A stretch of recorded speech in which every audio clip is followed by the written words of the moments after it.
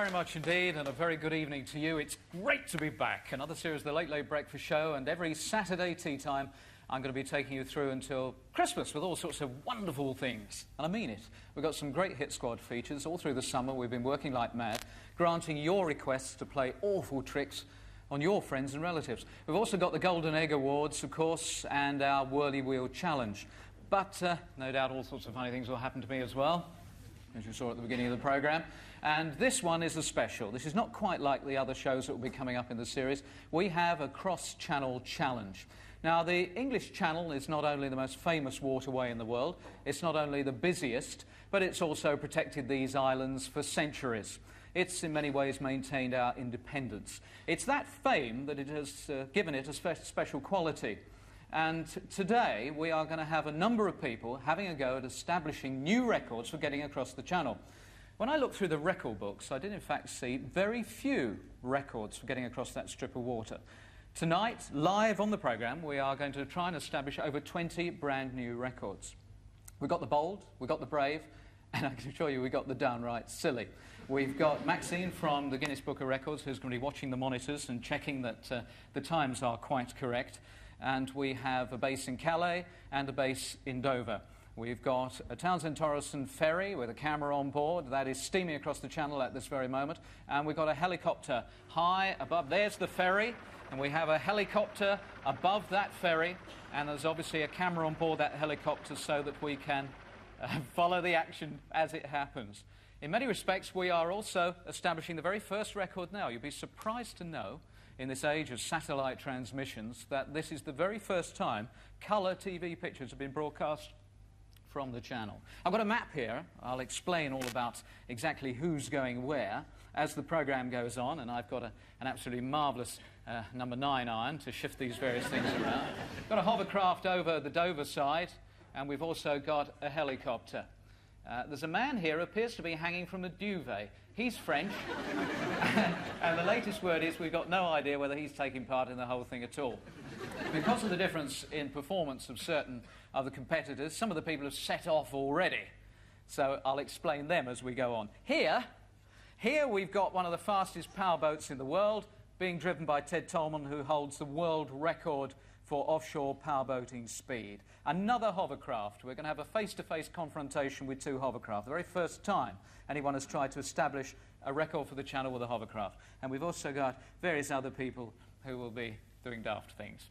Okay? Over there in Calais. Are you following this? Well, it will actually sort of unreal as we go along. Over in Calais, we've got Cliff Mitchell-Moore. Murray Walker's in Dover, but as I say, some of the people had to set off a little bit quick today. So let's have a look at the early departures, including this one that looks incredibly dangerous to me. Quick way up. That's a bit of paragliding.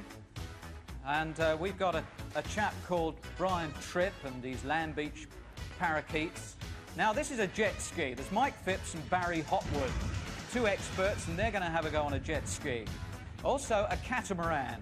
Roche Lenner is a clothing manufacturer. He's runner-up in the World Championship last year. He's in a Hobie Cat, and he's going to have a go. It does over 30 knots. He's going to try and make it across there. The ferry, a Townsend-Torreson ferry, 8,000 tonnes of Spirit of Free Enterprise. Its capacity is 1,326 passengers, 366 cars and 51 lorries can get on board the ferry. It can do 23 knots, and that ferry currently holds the record for the channel. We've also got a couple of microlights flown by Air France 747 pilots, which gives you some idea of the quality of Air France flight crew. Two Patricks who are flying on that. Now, we all know about the cliffs of Dover. Well, we've got a cliff of Calais this year, and it looks like a pretty wind-blown cliff over there. What a wonderful flag we've given him as well. Hello, Cliff. Hello, and here we go, and number 1, and it's Ted Tolman, who's off across the line this very second. Linda, did you start the stopwatch? I hope you did. He caught us napping a little bit. I have to tell you that the winds out there are about 15 to 17 knots now, and there you see Ted belting along, and over the top of him he's got that Bell Jet Ranger. And of course on the throttles he'll have Smithy there. That's a 38-foot Bertram Monohull. He'll be doing something like 80, 85 knots over there. He's a multi-champion, as we all know, is our Ted. Hope he has better luck here than he did going round Britain. He sank on that one.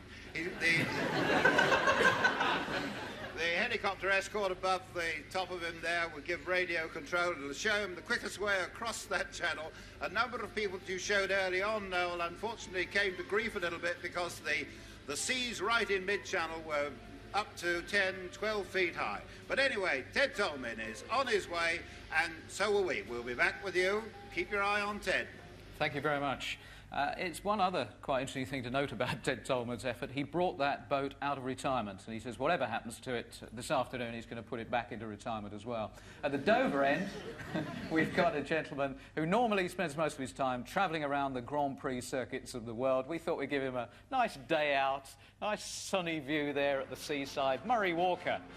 Well, there's an electric atmosphere here at Dover because 2 record attempts start here. First of all, the fastest ever air crossing of the channel, and secondly, the fastest ever hovercraft crossing. Now, the air crossing is going to be done by the Army Air Corps Lynx helicopter, which you see over there. It's actually going to have 2 goes. It's going here from Dover to Calais, then it's going to come back again. And for the hovercraft, believe it or not, there is going to be a race. The Swift is going to go from here over to Calais, and the Sir Christopher is going to go from Calais to Dover. And here, to make sure that the times are okay, Norris McWhirter of the Guinness Book of Records, you're going to have a busy time. I'll be like a one-armed juggler with all this in the mid-air and on the water. Fantastic. Now, how about the finish lines? Well, the hovercraft will finish when its back end leaves the water. The helicopter will finish when its skids touch down. We've got a boat moored over there at the end of the Admiralty Arm where all the rest of the contestants will be checked in. So, Noel, it's all go at Dover. Thank you very much indeed, Murray. A lady in the audience I just heard saying, are there people on that hovercraft? There are indeed. They're going on their holidays or returning from their holidays, and they will get a certificate if they manage to establish a new record. And they will be all right, because all safety standards will, of course, be noted. Now, I tried to think of the right person to have on the ferry. It's very difficult. If you think of the sea and you think of our maritime history, one name comes to mind as the person who would be our anchorman on that ferry. A chap who's got the salt in his hair and the sea in his blood, which would account for the fact that why he's so white. We've got, from Breakfast Time, Smitty! Look at him! Oh! Hello! Hello! Well, here we are, live in the English Channel, aboard the Mary Rose. Just about. Have you met the ferry? I'm not a fairy. Well, I'm having trouble with my skirt, though. she's very cross-channel ferry. Oh, I'm so cross, I can throw myself over the side. How's that? What we're doing here is that while all these idiots are speeding past us and dropping things out of planes at us, we are doing our own little record-setting attempt here on board the ferry as we head towards Dover. We've just been in Calais, and it was absolutely great. Now, what have we got? We got that lady over there? Yes, we've got loads of things. We're going to start off with a tightrope walker who's tightrope walking her way across the channel. Her name is Brenda Laurenti, and she's going to be balancing on that unless there's a big gust of wind to blow off. But she's doing very well at the moment, and she's going to tightrope across the channel. And we also have 3 lovely people from the Hartley Hot Tap Group, and they're going to be tap dancing their way across the channel. They're doing very well at the moment. They've got to keep that up all the way across the channel. And over here on the blunt end of the boat, as the sun sets gently in the west, we have something going on which you may think is leapfrogging, but as we don't want to affect or offend the French, we're calling it leap-toading tonight. Now, our leap-toaders here are Jenny and Lisa. Lisa is here. Hello, Lisa. Keep going, keep going. You're very good at getting down there. Now, here's Jenny. Jenny, what do you do normally? I'm a computer operator. A computer operator. No, Great shame, great shame. Anyway, they're going to keep leapfrogging all the way to Dover. Ooh-ah, ooh-ah. And then you may be wondering why I'm falling over, but we've got Kevin here who's a computer programmer, so God knows what he's doing dressed like this. What are you doing like this? I don't know. I really don't know. Don't you think you'll defeat that parrot? It looks like it's dying. He's dead. All right. Well, Kevin's going to be hopping across the channel. Go on, hop off. Do you always walk like that, Kevin? Yes. And we're keeping him away from the duty-free in case he gets completely legless. And we also have here, as you can see, Elizabeth Taylor juggling her wedding rings. No, sorry. It's actually Melody Howe, who is the queen of hula hooping. She is hula hooping her way across the channel. She's from Los Angeles. Is this your first time in the English Channel? That's right, and it may be the last if I fall in. Are you cold? Just a bit chilly. It's only about force 4. How long can you keep this up? All the way to Dover? Well, I'd like to think so. Yes, right. And over here we got Claire, who's definitely hanging on to me. She's skating away across the channel. She's 21. How you doing, Claire? Fine, thanks. You're a bit cold, aren't you? She's actually dressed as Wonder Woman. She's going to do a quick split off in a minute. Off you go. Keep going. But perhaps the most dangerous stunt on board the Spirit of Free Enterprise here in the English Channel is this particular gentleman behind me. The actual record that we're trying to set here is the first crossing of the English Channel without the aid of a brain. And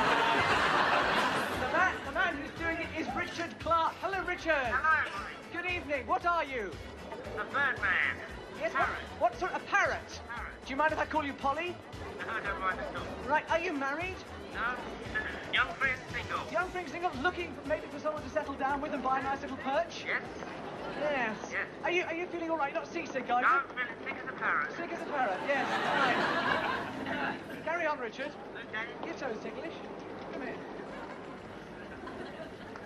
Now, Pierre de la Resistance is our onion peeling competition. We have Bobby, Cheryl, Jay and Mike from Buxford and our friends from France who are going to be competing against them, and they've got to peel as many onions as they can in 30 seconds. Oh! That's the onions. Mike! That's the onions, I'm sorry.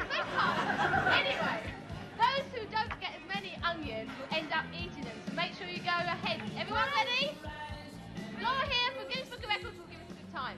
3, 2, 1. How are we doing down here? It looks like Buxford are going to Vive lead la here. France! The French aren't doing too well, but Buxford are doing all right here. Bobby, are you any good at chopping onions? No, Vic, we're going to beating you. Chop the ends off, chop the ends Why off. are we doing this? You're going to win for England. You're winning for England. And just in case, No, chop them that way. Down that way. just in case you're wondering whether they are real onions, they are in fact No, don't. Oh, you're real stiff. onions. And Oh. absolutely beautiful. Oh God! I'm not talking to you anymore. Yeah, give us a kiss. Oh. More from the Mary Rose to come later on. Thank you very much, Richard Gere and Fred. That's the most sensible comment I've heard in the last few hours. Why are we doing this? So we'll go back to the ferry and find out how those gritty people are getting on. But this is potentially the most exciting part of the programme because there's quite a bit of horsepower lined up in Dover and Calais at this moment. I hope, by picking up this telephone, that I can link to the Swift. Can Captain Linton Heatley hear me? Well, Captain Linton Heatley's not on the line. The navigator, John Morris, is speaking to you. Hello, John. Are you ready to go on Swift? Yes, we are ready to go now. And would you like to make a prediction for your time? Yeah, about 28 minutes, 29 maybe. OK, that's John, who's in Dover on Swift. St Christopher's in Calais. Is it Alan Christie on the line? Hello, Alan. Negative, this is the navigator, Mick McGon. Oh, it's good to know the navigators are paying attention today. All right, Mick, what sort of time do you think you're going to make? I should imagine about 33. About 33. Just a matter of interest, there are some captains on board these craft, are there? Yes, but they don't have a VHF to hand. OK, well, stand by, please, gentlemen, because the start of the first ever cross-channel hovercraft race. 5, 4, 3, 2, 1, go! And green flags go down in Calais and in Dover. They have to come up onto their hover. And then they'll gun those amazing craft down the ramp. And I think we can all allow ourselves a moment of pride because the United Kingdom still leads the world in design of these craft. Swift and Sir Christopher. Sir Christopher named after Sir Christopher Cockerell, the British engineer whose idea back in 1954 it was to create a hovercraft. And the very first one, SRN-1, flew in May 1959 because, of course, they do fly. Although they compete with the ships across the channel, they are captains and they go as much by the rules of flight as they do by the rules of the sea. The clock has already started. At some point they will pass, and obviously we would hope to be able to show the passing manoeuvre. 35 cars on board, 278 passengers. They have a maximum licence speed of 65 knots, but the 13,500 horsepower engines will in fact make them go faster than that. I wonder whether their captains, or indeed the navigators, would try and push them a little bit faster. Our hovercraft are on their way. Our helicopter over Dover is taking the picture of Swift, the one you see on the right-hand side of your screen, and that is St Christopher powering out of Calais. There's Calais with deceptive speed, really. It's picking up speed very quickly. I can find out just how quickly these things accelerate when I talk to our expert in a moment. That's the shot from our helicopter. Certainly when the Lynx takes off, it's going to be very interesting to see whether or not the helicopter will be able to keep up with that. Now, 25 years ago, the very first crossing of the Channel took place by hovercraft, and Commander Lamb, you were in charge of that momentous moment. How much do you remember about it? Oh, I remember an awful lot about it. A most memorable occasion for me. Mm-hmm. What was the pattern of the day?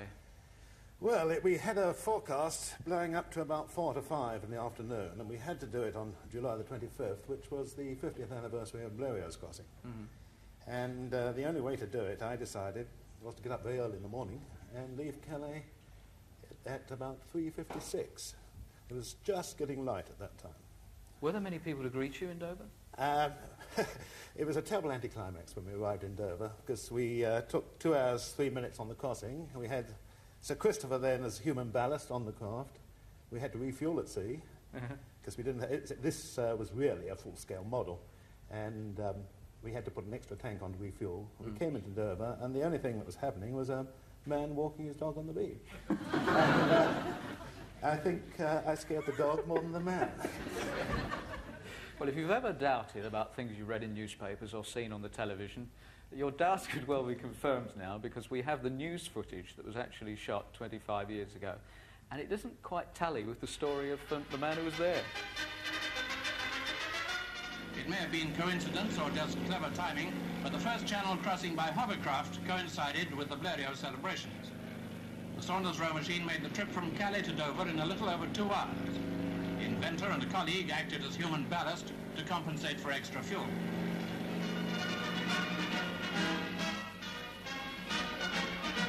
On arrival, it swept right up onto the beach, demonstrating the hovercraft's ability to operate over water and land as well.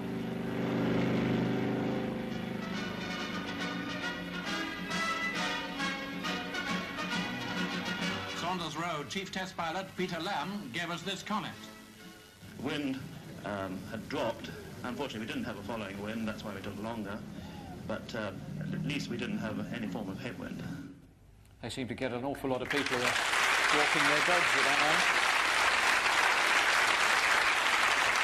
I'll ask you about this model in a moment, but I think we can actually go to the ferry and see the microlights which set off earlier. They are arriving at Dover. I think that's a bit of the castle you can see just there. No, that's the Tower of London. They've overshot.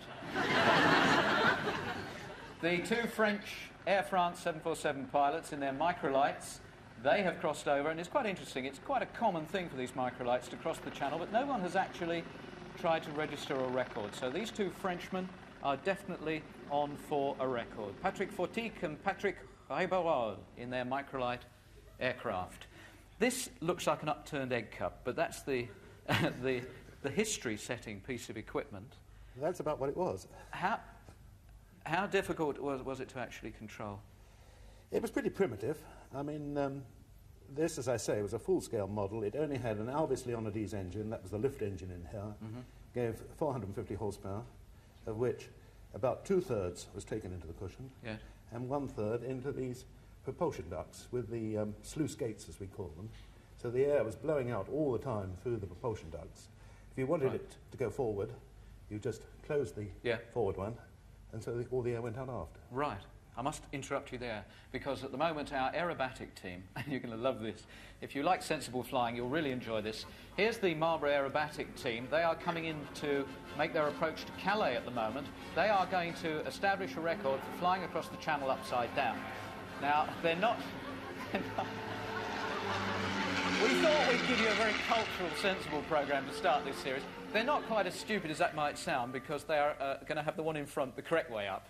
But the 2 behind, they will actually be upside down. Have we lost them, or are they going to make their run past Calais? They were just getting ready, I mean. They were just taking the loose change out of their pockets and getting the sick bags ready. Now, this must be quite a contrast to the machines which millions of holiday makers have travelled on. As I said at the beginning, 13,500 horsepower or something on these great big machines. What sort of problems are the captains having at the moment? I mean, do they go straight from well, generally Calais they aim to go straight for the shortest distance. But, of course, sometimes with adverse weather, you have to lay off a heading to avoid the seas. They also, of course, they go sideways, don't they? Well, they're affected by wind. They've got drift, it's like an aircraft. Yeah. Well, that was the first thing I found stunning when I saw one going along. It's actually crabbing its way across the Well, it drifts with the wind, yes. Yeah. Good. Well, we'll find out about our times for the hovercraft in a little bit. But just here is an update of our map, and you can see the way in which things are going. We've got one hovercraft already on its way out of Dover. Just over here, we've got a Shark, which is just passing through, keeping a look on it.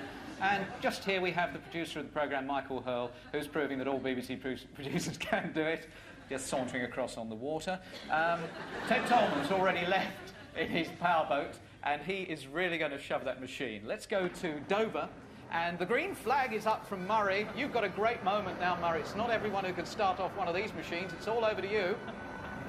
Well, our Army Air Corps 1,800 horsepower Lynx helicopter is ready to go. So are its crew, Major Alan Wiles and Sergeant Chalky White. And so, now it is go!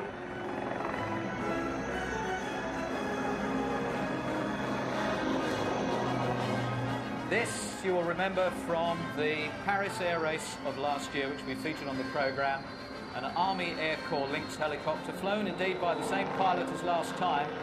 Our camera aircraft is an Augusta 109, and it's going to be quite interesting to see whether or not it can catch up with him at all. Our pilot in charge of the camera said he would try and give it a bit of a go. There's the Lynx steaming away. And the time on this could vary. It is the only competitor in this particular event who's going to have a go both ways. They think it could be in the region of about 6 minutes to get all the way to Calais. They're going to literally touch down and turn round and come back again because, of course, the progress of the Lynx will be affected by the wind. At the moment, I don't know which direction the wind is blowing in. If it's on the beam, then it's not going to make a lot of difference. But if it's into wind at the moment, and he did say he'd go at 200 feet if he was into wind, and he certainly still looks very low. So maybe Alan Wiles has decided that he's a bit into wind. Coming back, he will climb to 1,000 and make the most of whatever wind is available. The next best thing we can do for you, if you've always wanted to have a flight in one of those amazing machines, is take you for a little trip. We took a camera up earlier in the week from Middle Wallop, where the Army Air Training Corps is. And it's just a silly name, you're quite right. They must be desperate for laughs if they're laughing at Middle Wallop. And have a look at this. A picture of a Lynx helicopter identical to the one which we are using today for our cross-channel challenge.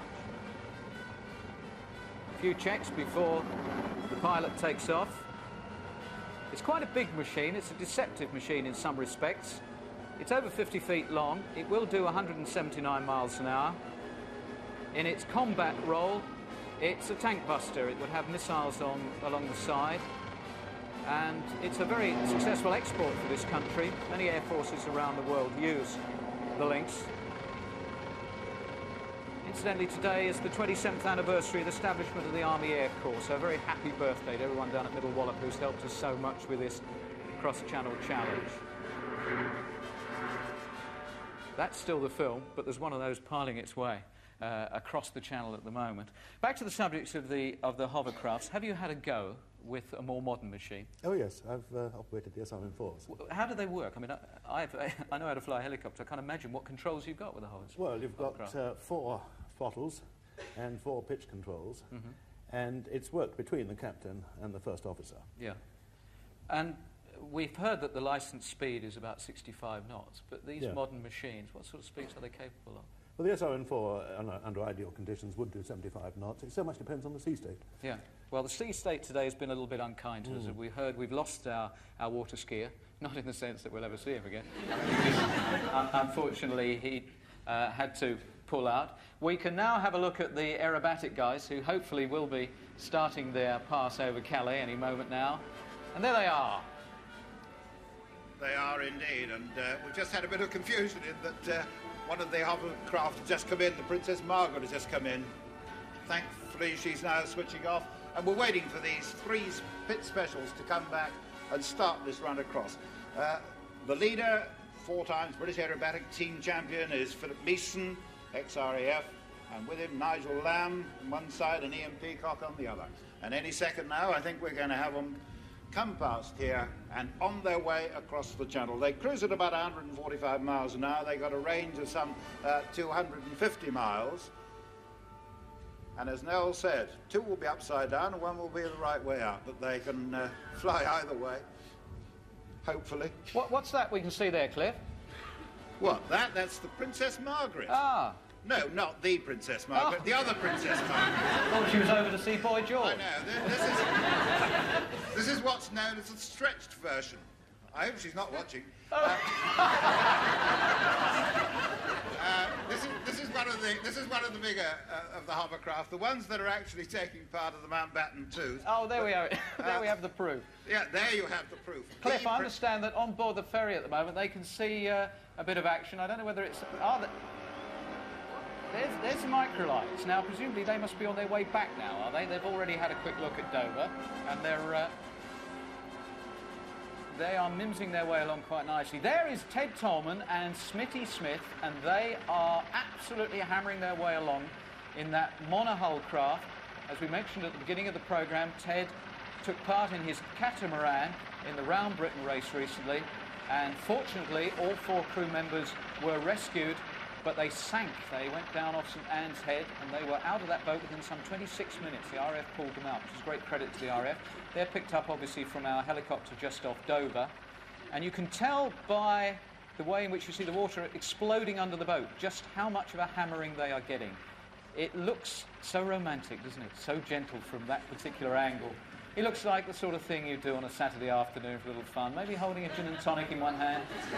But at the moment, Ted Tolman's ankles are getting nearer to his ears with every one of those thumps. It really is a fascinating sport. He can't be far out from Dover. I wouldn't be surprised if Murray and the people in Dover can probably see him fairly soon. Here are our microlight gentlemen, who would appear to be mating microlights at the moment. Our French wave, a Gallic gesture there. And same to you, sir. He ought to be all right for champagne for a while after that little plug on BBC television. And so they go on their way.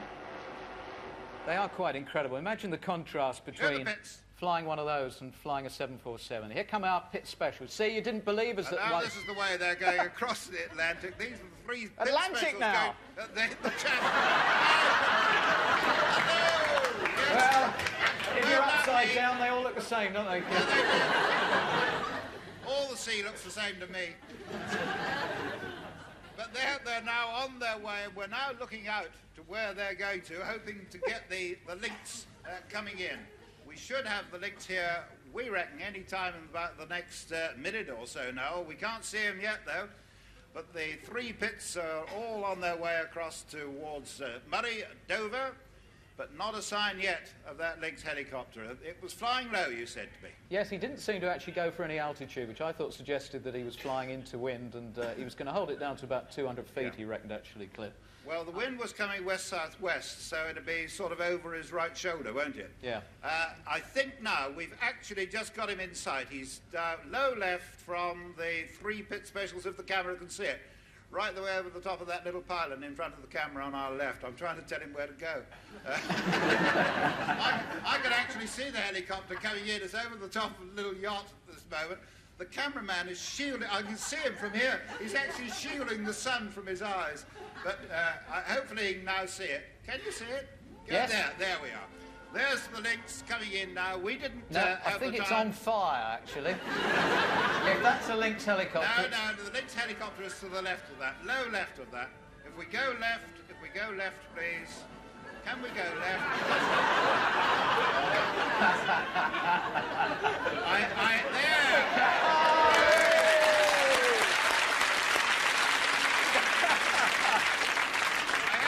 have to tell you, Noel, after this I'll have Calais written on my heart when I die.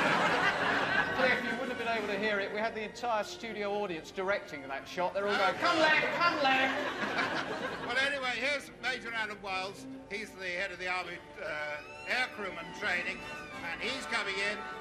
You're taking the time, I believe, over there in Dover, which Cliff, is I more think than we it's are. slow. I think it's a slow time compared with what they were hoping for. It's just coming up to 8.5 minutes at the moment. I'll give you the actual countdown when he comes in. He can do 180 miles an hour, can't he? So, yes, he's probably been into wind. He's coming in now.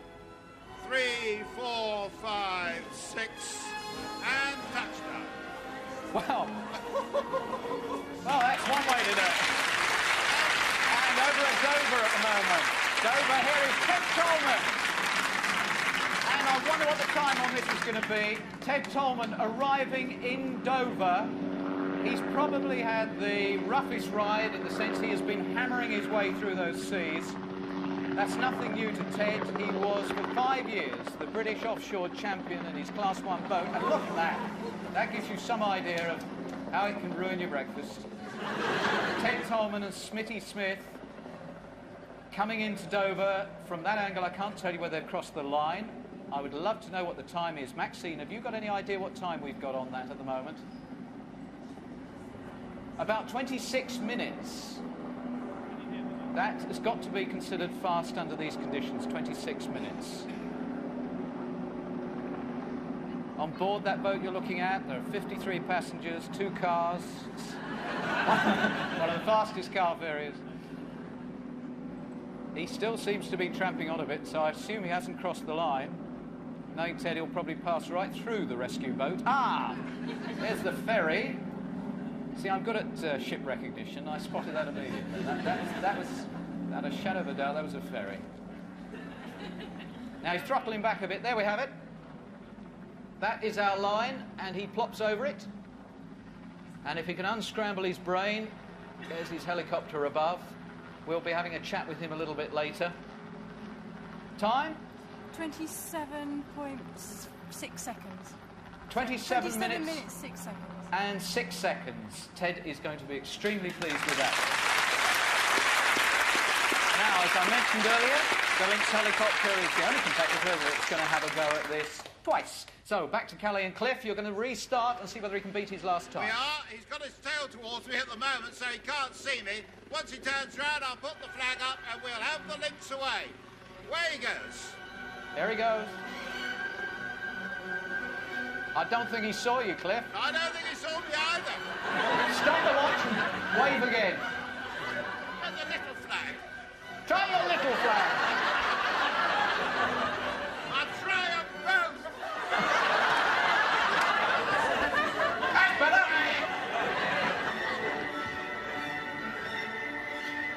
He's away. I love that moment. Takes 2 flags to get a Lynx away. I hope we don't ever have a war. Imagine having to wave flags to get more. And now, while we take just a little bit of a breather and sort out exactly who's where in our Great Cross Channel Challenge, let's have some music. Ladies and gentlemen, Shack Attack!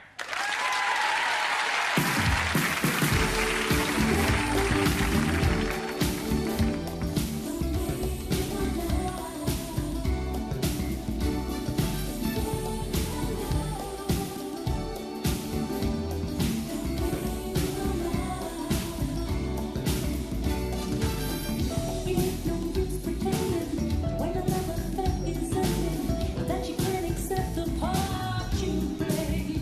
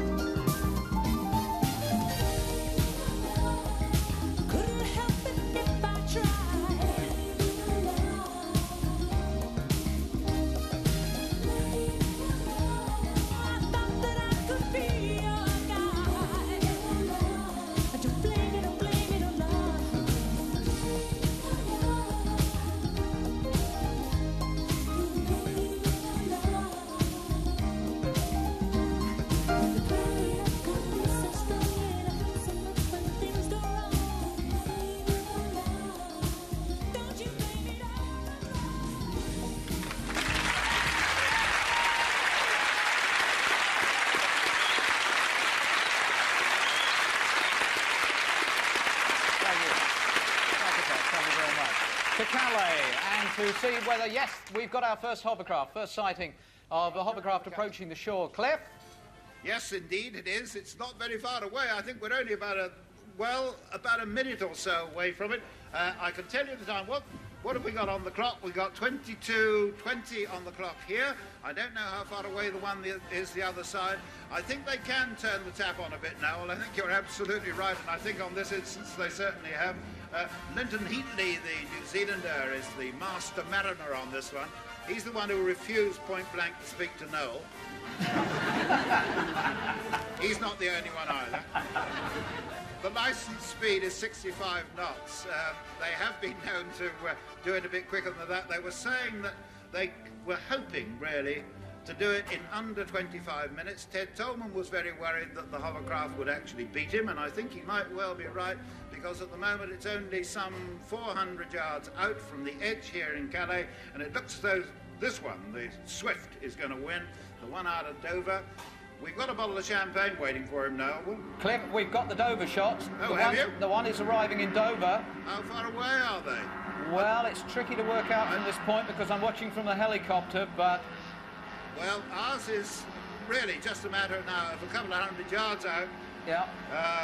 The high water was at 4 o'clock, so once it started to drop off that high water mark, then it began to get a bit calmer in the middle, which probably accounts for the fact that they have really done a very, very good time indeed. It's 23:40 at the moment, and he really is only about 40, 50 yards out from the edge of the water, and I think we're taking it on the edge of the water. He's coming up to the very edge now. I hope we're beating that Dover lot. Anyway, we've got it going. Cliff, we can see both the craft, and we can see yours arriving in Calais, and we can also see the Dover one has still got distance to go. So Christopher has still got quite a distance to go. And Swift... Ours arrived at exactly 23:58.03. So it's under 24 minutes, so it's done very well. We'll just time to see how long it takes that master mariner to come down.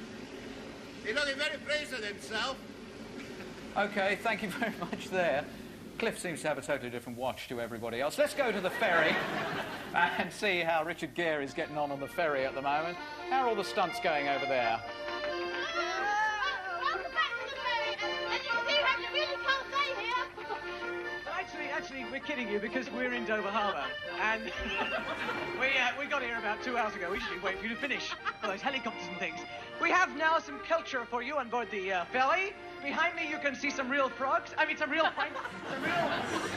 groovy French people who've come all the way from Calais. They are the Groupe Folklorique des Dames de la... No, the Dames de la... I told you should have They're a learned folk this. group from France. And what they're going to do, what they've been doing while you've been doing all that, is dancing and jigging around the place to real French music.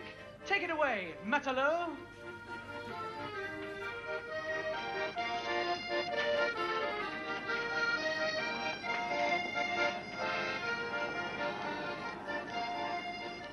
And this is Andrea Santos, and he's been unicycling all across the channel. Had any problems, Andrea? Yes, a little bit with the wind. I told you to lay off those beans at lunchtime. Go on.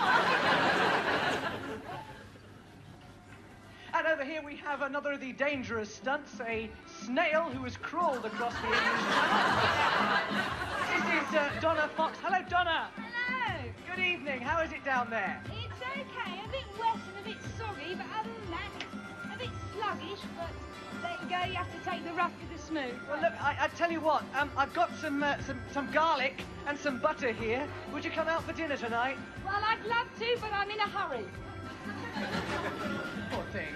I don't know about his now, but we've got a bike in here. How you doing, Colin? Not too bad. That's all your mates. Shouldn't you have loads of mates with you? We're in Calais Hypermarket queuing for the beer. Oh, well, he's been riding all the way across the channel. He's done very well. This is Colin. Of course, we should really thank the man who owns the English Channel for letting us use it tonight. And he is, of course, Father Neptune. Good evening. Good evening. Thank you so much for letting us out with all our ships and helicopters and things tonight. It's been a great experience. Are you married to a Mrs. Neptune by any chance? Oh, yes, definitely. I suppose you've got a few little shrimps at home, have you? 3 of them. And is the wife a bit of a fishwife? No, no. She's not. Jolly good. Now, we also have 2 people on board this ferry who've done something that nobody else has ever done on board a ferry in the English Channel before. They've been eating good food. But they've also been running around the deck of this ship. And they've been jogging themselves around the deck, running across the English Channel. So yeah, just a few of the record-breaking attempts we have here in the English Channel. I feel it getting rough again, don't you? I think we ought to go. Another record established there for bad acting. Now, on next week's programme, we will, of course, have all our regular features, including Give It a Whirl. Your opportunity to do something just a little bit different. It does require a certain amount of courage and skill, but it, more than anything, requires dedication. We will find the expert, wherever he is in Britain, to help you do the challenge to the very best of your ability. And here we have 10 names. Diane Morris. Her hobby is boozing, so we could get her in the record book of Guinness. Sharon Haynes works for a timber company, so if she comes up on the phone, I'll make a trunk call. Come on, we're running out of time. Susan Brown loves a bit on the dangerous side, she says. Sharon Fee, who's in Stowmarket, spelt wrong, yes, please don't write, likes horse riding. Joe Mitchell, her mother put her up to it. The Lynx is now arriving in Dover on its way back, so I wonder if its time is going to be faster than the Dover-Calais leg. Also on our wheel here, Alison Crouch, what a name. Says she likes bodybuilding. A name like Crouch, how appropriate. Jacqueline Maybe works for estate agent. Frances Jacobs, a hobby watching Spurs get beaten. Joan Buxton, she likes walking her Great Dane. And also Sharon Cheney is a hospital beauty queen. That time for the Lynx was slower than its outgoing time. They'll be disappointed about that, but someone's going to be very happy. Let's give it a whirl. Who will it be who'll be joining us on next week's programme, completing a rather interesting challenge? I know what it is, but they don't. And maybe it's Jacqueline Maybe. The moments that I absolutely dread on this programme. I've managed to get this wrong so many times. I've got a thing stuck in my ear at the moment, so I can't use both my ears. Jacqueline Maybe. Right. Jacqueline Maybe, who, as I said, lives in Broadstone, Dorset. She's a receptionist and telephonist for an estate agent. She likes keeping fit, she does aerobics, dancing, and she likes jigsaw puzzles. Hello? Hello? Jacqueline? Yes? You've just seen what's happened to you? Yes. Jolly good. How do you feel? A bit nervous. A bit nervous. I'm glad you feel a little bit nervous. There's an extra little thing to the Give It a Whirl feature. I'll explain that in a moment, but here we have a list of the challenges. As I say, I know where this is going to stop because we've set up a rather super thing for you. But it might be mile high. Do you like flying? I haven't tried it before. On your bike, a night out with Norman Tebbit there. Jumpers, are you any good at knitting? No. All right, well, let's see what your challenge is going to be. Let's give it a whirl. Double act goes through. Over the moon and a fast freeze. And the greyhound racing. And jumpers, right. Now, jumpers. Knitting, any good at it? I think so. High jump, long jump, any good? Any good at swimming? Okay, Well, we're going to get you to do...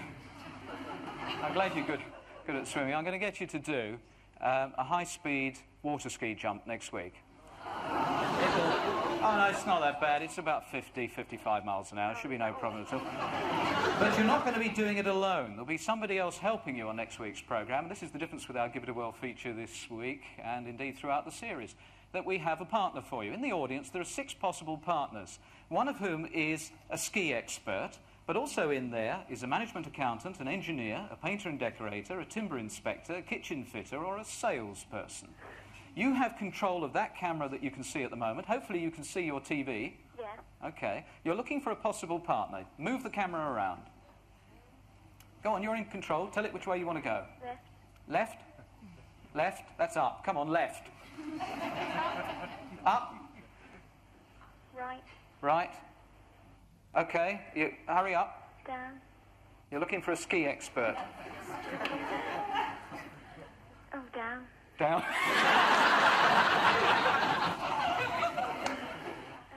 No, right. That's one of the black and white minstrels in there. Come on, you'll have to choose one. Hurry up. I'll make it easy for you. Will the 6 possible partners stand up? Okay, somewhere in that lot is a ski instructor. Have a little look around and choose someone. Very quickly. Must hurry you. That one? That one. You think it's that one? All right, sir. Are you? Well, what do you do for a living? I'm a kitchen fitter. Okay. Which one's the ski expert? Ski expert? Wave at me. Ski expert. Thank you, sir. That's our ski expert. Can you teach those two to do the jump? I'll try. Yeah. Oh, that's the first time I've seen him quiet all day. All right, nice talking to you, and thank you very much. See you on next week's programme. Okay. Bye. Bye. Right, let's get for an update as to how we're getting on with our cross-channel challenge. What can we see now? It's the end of the show? It can't be the end of the show. I'm really enjoying this. Is it? How long have we got to the end of the show? A couple of minutes? So, did the links do it quicker the second time back? No? Ted Tolman did it in about 27 minutes and some 6 seconds. We'll update you on next week's programme as to how many cross-channel records that we did establish. Oh, we can have actually those maniacs in their flying machines still upside down. Or if we reverse the picture. Oh, those Frenchmen, they're microlights, they like popping around. So we now know that they have actually managed to get back. Patrick Fortique and Patrick Reberol, the Air France pilots, they've established new records in their microlights. Ted Tolman and Smitty Smith with the powerboat. Unfortunately, Stephen Moore was unable to take part in his water ski attempt to cross there. I know he'll be fed up because he was being assisted by Liz Hobbs, the British champion's father, and Liz was here in the studio, but unfortunately we had to abandon that. So, unfortunately, that's it from our cross-channel challenge. I'll be back with you live on BBC Television next Saturday with very much a standard Late Breakfast show, if you can ever call this standard. We'll have the Golden Egg Awards, we'll have the Hit Squad, and give it a whirl. Plus, the very best in music for you, and a lot of surprises. Thanks for watching this, and join me next week. Bye-bye.